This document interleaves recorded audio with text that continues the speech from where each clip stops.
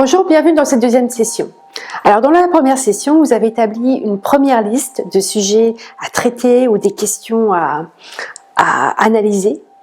Et vous avez fait tout ce travail par rapport à votre cerveau droit. Alors aujourd'hui, vous allez faire travailler votre cerveau gauche. Et pour ça, vous allez rêver. Alors, pour ça, vous allez imaginer rentrer dans un vaisseau capable de voyager à travers le temps. Allez, c'est parti. On voyage dans le futur, à 1, 5, 10 ans à partir de maintenant, et on fait un arrêt dans votre entreprise, dans 10 ans, tel que vous la rêvez. Alors pour commencer, moi, cliente, quand j'arrive dans votre entreprise, qu'est-ce que je remarque tout de suite au niveau de l'accueil? Il y a quelque chose de spécial. C'est pas seulement une question de décoration, c'est la manière dont votre assistante m'accueille. Quand je vous vois arriver, qu'est-ce qui fait que vous avez autant d'énergie? On sent vraiment que vous êtes enthousiaste et que rien ne vous arrête. Quand on traverse les bureaux et qu'on voit vos collaborateurs, qu'est-ce qui fait que ça a l'air pourtant très studieux, mais en même temps, on sent que c'est détendu et que les gens sont... Il y a une bonne ambiance. Quelles sont finalement les personnes que vous avez recrutées ces dernières années? Quels sont les critères qui font que c'était les bonnes personnes?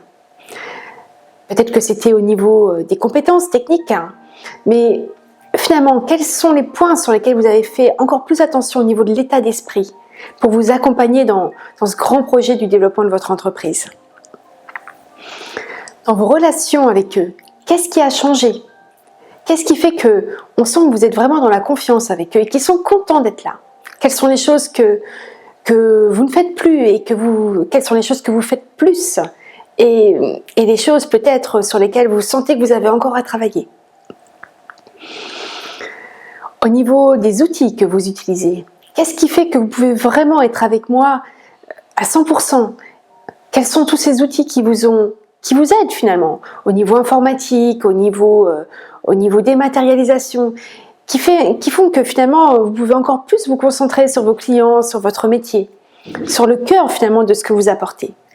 D'ailleurs, quelle est votre mission? Comment voyez-vous votre rôle dans votre société, mais dans la société en général, à travers votre entreprise? Au niveau des clients, quels sont les nouveaux types de clients que vous avez? Quels sont les types de clients que vous avez moins ou que vous n'avez même plus? Parce que finalement, ce n'était pas votre vocation de les accompagner. Vous, votre vocation, c'était d'accompagner ces nouveaux types de clients. Au niveau des grands projets que vous avez faits, quels sont-ils? Alors maintenant, on va reprendre le vaisseau et on va voyager 5 ans en arrière, c'est-à-dire 5 ans à partir de maintenant. Quand j'arrive chez vous, dans votre entreprise, qu'est-ce que je peux déjà percevoir? Quels sont les changements qui ont déjà eu lieu et qui vont encore s'amplifier dans les 5 ans à venir? Au niveau des relations avec vos collaborateurs, qu'est-ce qui a déjà changé et qui va encore simplifier?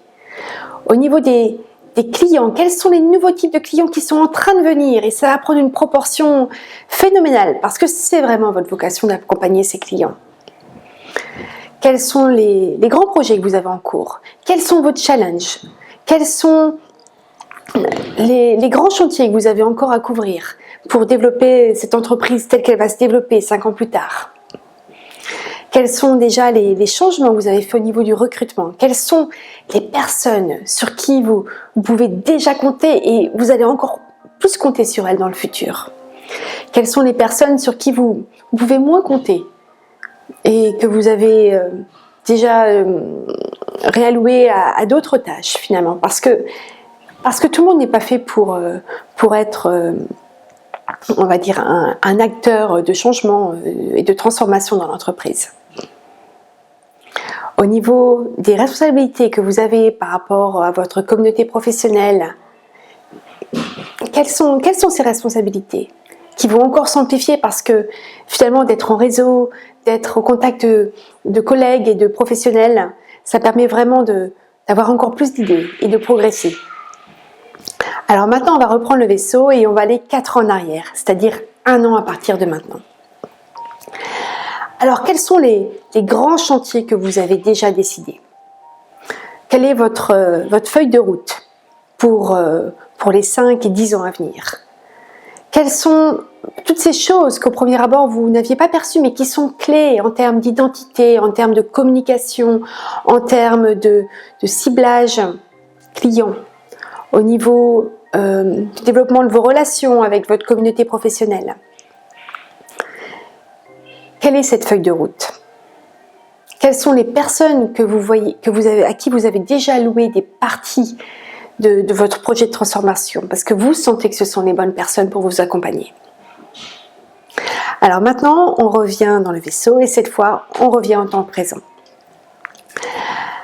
Alors maintenant, ce que je vais vous demander, c'est de matérialiser votre vision. Pour ça, vous pouvez prendre des images sur Google Images et sélectionner des images qui représentent une partie de votre vision, au niveau du cadre de travail, au niveau des types de relations que vous voulez avoir avec vos clients, avec vos collaborateurs.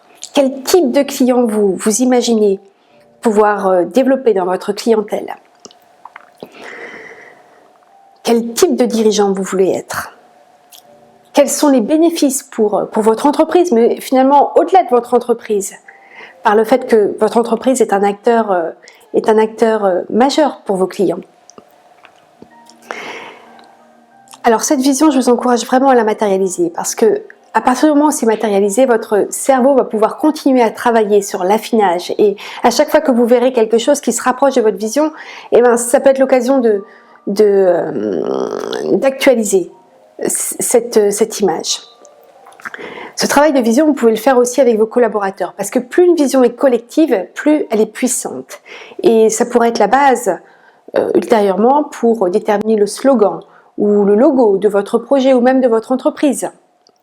Si vous développez un site web, ce qui va ressortir du site web. Ensuite, je vous encourage vraiment à lister tous les chantiers que vous avez identifiés en complément de la liste que vous avez déterminée dans la première session. Ça peut être des sujets relatifs à l'ambiance, au niveau de la politique RH, au niveau du management, au niveau de la communication, à propos de la stratégie client, par rapport à votre stratégie avec des partenaires ou avec votre réseau professionnel. Donc prenez le temps de lister tous les éléments, tous les chantiers supplémentaires que vous avez ressentis lors de votre vision. Et dans la prochaine session, on verra comment trier toutes ces idées et en faire des propositions ou en tout cas des choses à étudier pour faire éventuellement des projets ou pas. Donc je vous dis à très bientôt.